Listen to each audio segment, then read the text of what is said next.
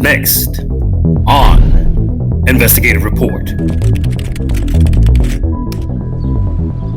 Gender bias. How gynocism damages women's psyche. The vast majority of professional women were promised that they should have it all. She should not be beholden to the man she chose to marry, nor his children.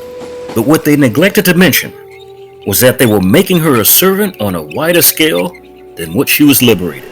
That if she couldn't find the time to clean her own home, she would have to clean it for hundreds of people per day. That if she refused to serve her family lovingly, she would be charged to serve hundreds begrudgingly. That if she wasn't willing to wash her family's clothing for 4, she would be forced to wash, iron, and steam for 40 times that number. That if she found meal prep hard for a family of 4, it wouldn't be any easier cooking for hundreds of people per day. What if she didn't monitor the health of her family? She'd be fired for not caring for the health of patients.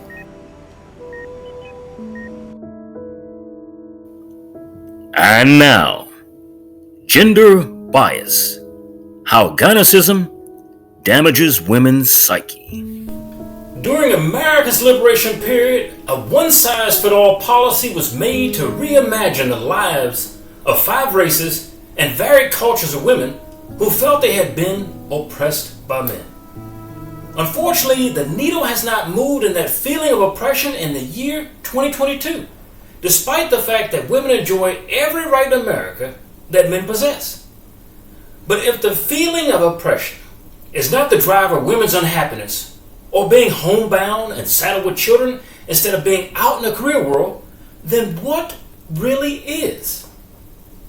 Now, it would seem then that the feelings of being dissatisfied, depressed, stem directly from, as the saying goes, be careful about what you wish for, because you just might get it.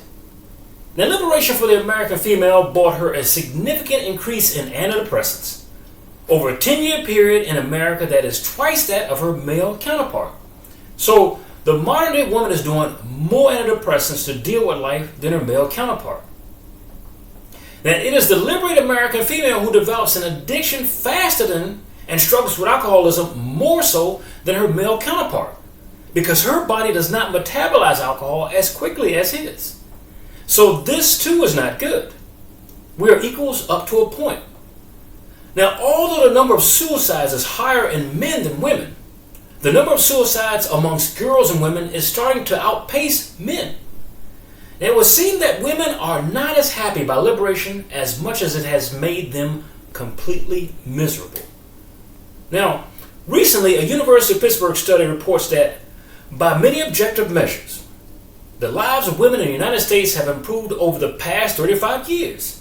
Yet, we show that measures of subjective well-being indicate that women's happiness has declined both absolutely and relative to that of men. Why?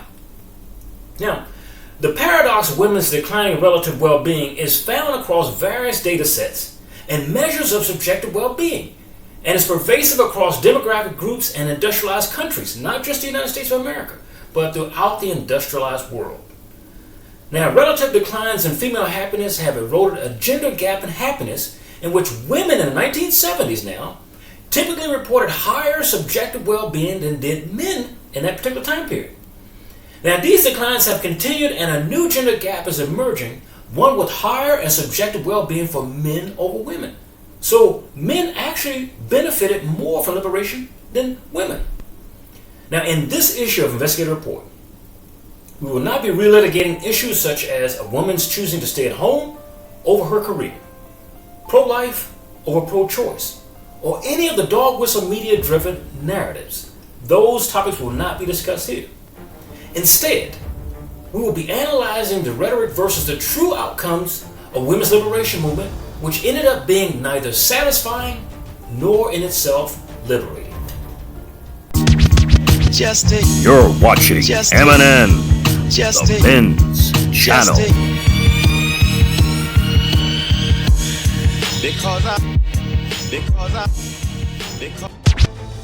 To this end, we will be comparing the lives of 2 of the most well-known leaders of that movement, against the outcomes of the lives of the average woman who follows the tenets of that particular movement. Now, we choose Mrs. Gloria Steinem, a second-wave women's liberation icon, along with Mrs. Oprah Winfrey, better known as Oprah. Now, she has been termed a modern-day feminist leader herself. Now, both of these women, similar to most of the high-ranking leaders of the movement from the late 1800s until today, started out with positions accessible to public newspapers or television in order to get their message across. Now, Oprah Winfrey herself was on a news-type program in the morning before she bought out the show and changed it to Oprah Winfrey. Now, Steinem owned Mrs. Magazine. Now, both of these women, just like all of the other leaders of the movement, ended up substantially richer at the end of their tenure than when they started out, although the followers of their movement ended up substantially poor from the experience. So actually, wages in America have gone up for women, but their standard of living has not. Now, in the rhetoric of freeing women, they only freed themselves as leaders from work and poverty. Now, the women that believed in them were handed over on a silver platter to the workforce to toil.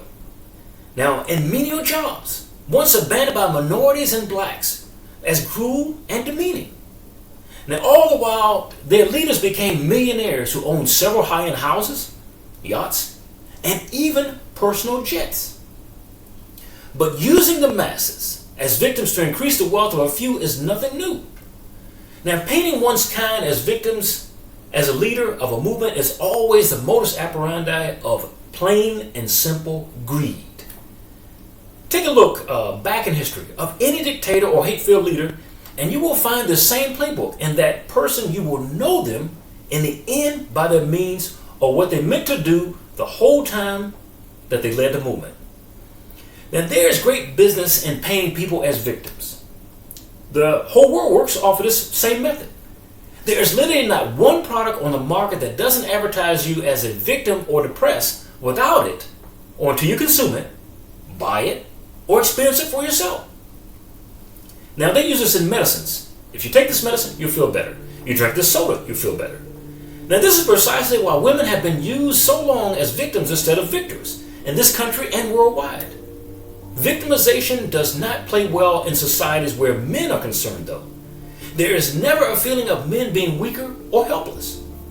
Now, the only time a man is seen as a victim and someone to weep over is when he dies as a soldier in combat. Now, in this condition alone, we can get behind his plight to imagine ourselves as missing out on life as he would.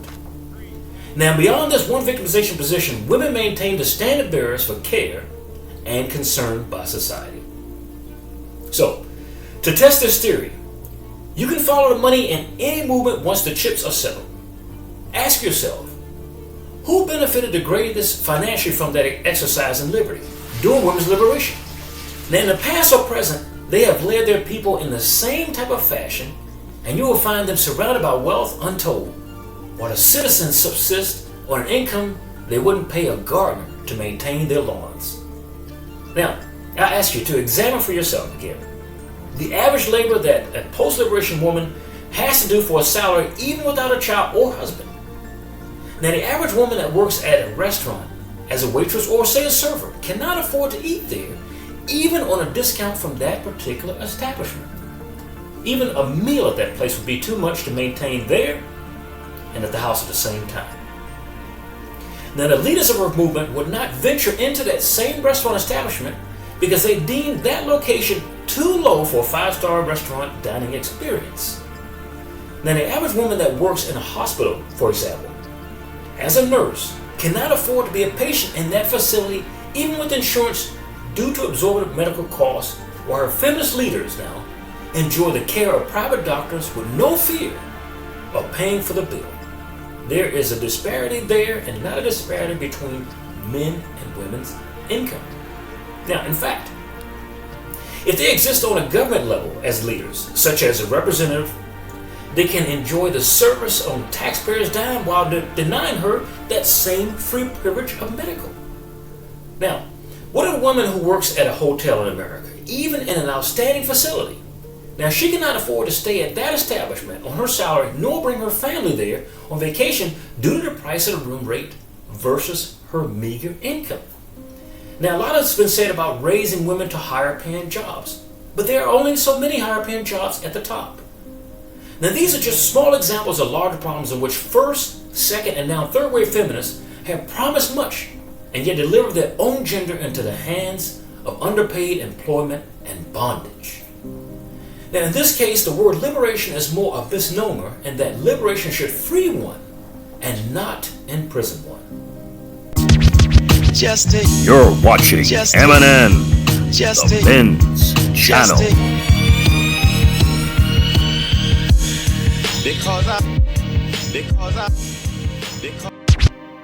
And then there is a language that men are responsible for all the evil happenings in the lives of women. Men have been used as pawns from one end of the spectrum to the examples of pay disparities on the other. It's gonna be men. Now, these groups and the mass media never tell you that they are diverting your attention now from the real disparity, which is an example. Modern feminists and the media machine that projects their narratives state that women of color make substantially less than white women. They don't do that, do they? They say that women of colors make substantially less than white men. Why compare men to women in this fashion? Now, we are told that Hispanic women make 57 cents for every dollar a white man does. We're reminded that a black woman makes 64 cents for every dollar a white man makes. Why? Now, but those peddlers of false liberation never mention that the Caucasian female makes by their own standards anywhere from 88 cents to parity or equal to the Caucasian man's salary. So she can make all the way up to $1 of her salary. Now, this is a true crime, to jump over the difference in the same category to highlight a difference in another. Now, on this list of salaries in America, the only person that really exceeds all salary is the woman from another country. Now, it would seem to me that this movement does not have a problem with men as much as they have a problem with cleaning up the issues of their own unequal house first. The fact that Caucasian women make more money than their counterparts is never enough to cause a woman's march in the streets of Washington, D.C.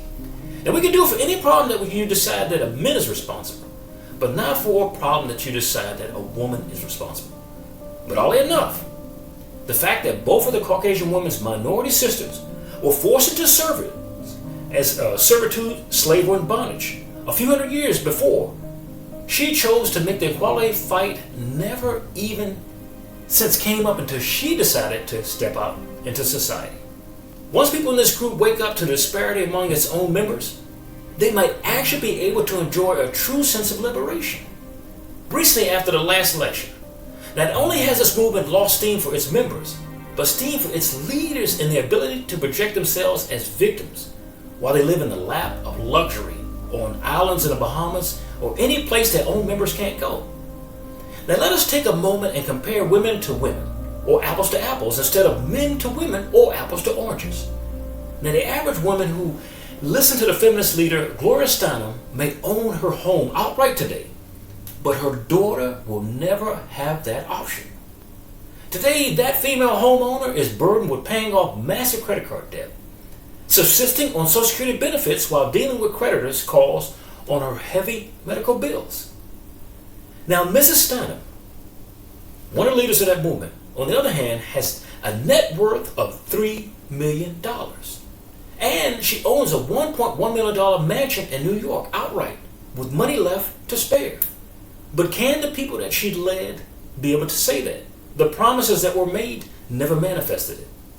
Now, I believe the biggest underhanded problem the women's liberation had was that its leaders actually delivered their members not only into the hands of bondage, like I said before, through menial jobs, but directly into the hands of retailers through the Buy, Buy, Buy campaign. Now, in the ownership of Miss Magazine, which Mrs. Steinem owns it, she enjoyed the wealth she achieved from many advertisers whose products graced her pages. Now, those advertisers came from men's advertising companies who wanted to advertise to women, but used her as a go-between. Now, yet another example of delivering women into the same retailers existed in the famous Oprah Winfrey Show. Now, that spent 25 years on television and enjoyed the wealth that poured in from advertisers who peddled their products to women. Now, women who turned in for a daily dose of men are our problem, and as your wealthy leader, I am your solution, is what she gave them. Now, But one can never fathom the depths of profit Miss Winfrey achieved unless you understand first that she profited from each commercial that graced her show in the U.S. and yet in every village and in every hamlet the world over that featured that particular show. Yes, not only this country, but every country had that show. So every time there was a commercial in the middle, they owed her that money personally. Now this means that if, as a woman, you follow Miss Winfrey's advice to see men as indifferent oppressors of women, you would have missed that she has been in a committed relationship with a man for the last 36 years straight. 36 years. A lot of women that watched her show got divorces between that time. Now this is the same media mogul who convinced women that they could have it all without a man. You can have it all, just like I have. She followed in the same footsteps that Mrs. Steinem did before her with her husband. Yes, Gloria Steinem had a husband. As this show airs, Stedman, pictured here in this Christmas photo, shares Oprah's mansion aptly titled The Promised Land. Now her mansion is worth an estimated value of $100 million. But that's just one of her homes. Miss Winfrey, in her effort to peddle victimization where Mrs. Steinem left off, enjoys an estimated net worth of $2.8 billion. 6 homes, including a substantial house on the island of Maui in Hawaii, and a Gulfstream G550 private jet at a price tag of $75 million. Now the twin-engine business jet airplane produced by Gulfstream Aerospace can hold up to 16 passengers or her friends. It even includes a full bathroom with a shower and bath. Now why is this important, you might ask? Why is this important?